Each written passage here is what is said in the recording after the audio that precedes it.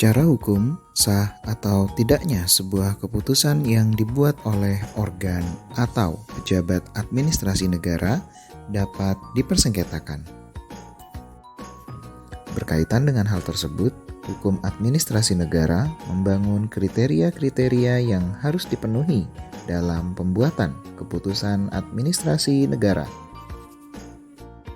Di Indonesia, Undang-Undang Nomor 30 Tahun 2014 tentang Administrasi Pemerintahan menetapkan bahwa ada sekian syarat sah yang harus dipenuhi oleh pejabat administrasi negara ketika membuat suatu keputusan. Salah satunya adalah keputusan tersebut ditetapkan oleh pejabat yang berwenang. Prayudhi-Atmosudiro mendefinisikan wewenang sebagai kekuasaan untuk melakukan suatu tindakan hukum publik. Lalu, parameter apakah yang dapat digunakan untuk menilai suatu jabatan memiliki wewenang untuk membuat keputusan? Secara keilmuan, ada 3 parameter yang dikenal untuk menentukan ada atau tidaknya wewenang pada suatu jabatan untuk membuat keputusan. Pertama adalah parameter yang berfokus pada materi dari wewenang. Dalam bahasa Latin, parameter ini disebut sebagai ratione materiae. Pada parameter pertama ini, ukurannya berupa pertanyaan. Apakah pejabat memiliki wewenang yang sah menerbitkan keputusan?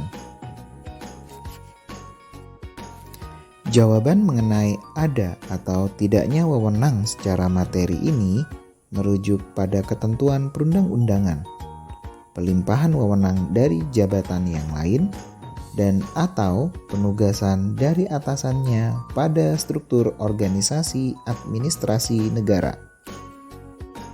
Contohnya, presiden dikatakan berwenang mengangkat seseorang untuk menjadi menteri negara karena presiden memang memiliki wewenang tersebut sebagaimana diatur oleh undang-undang.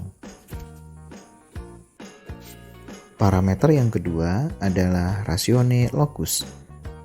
Parameter ini berfokus pada yurisdiksi atau wilayah pelaksanaan wewenang.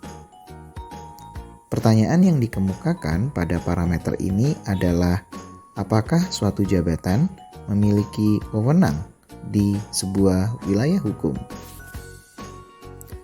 Sebagai contoh, setiap gubernur berdasarkan undang-undang dapat membentuk peraturan gubernur.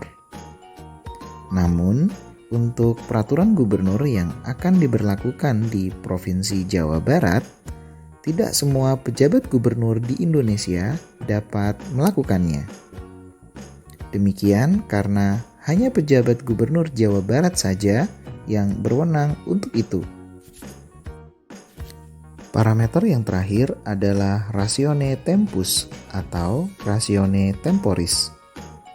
Parameter ini berkisar pada periode jabatan yang diampu oleh seorang pejabat. Sederhananya, menurut parameter ini, wewenang hanya dimiliki oleh pejabat yang sedang menduduki suatu jabatan tertentu. Misalnya, meskipun di waktu yang lampau, seorang mantan pejabat memiliki wewenang untuk menerbitkan suatu keputusan, pada waktu sekarang, wewenang tersebut tidak dapat lagi digunakan seiring dengan berakhirnya periode jabatan dari mantan pejabat yang bersangkutan. Demikian, semoga konten ini dapat memberikan wawasan bagi para pemirsa. Salam.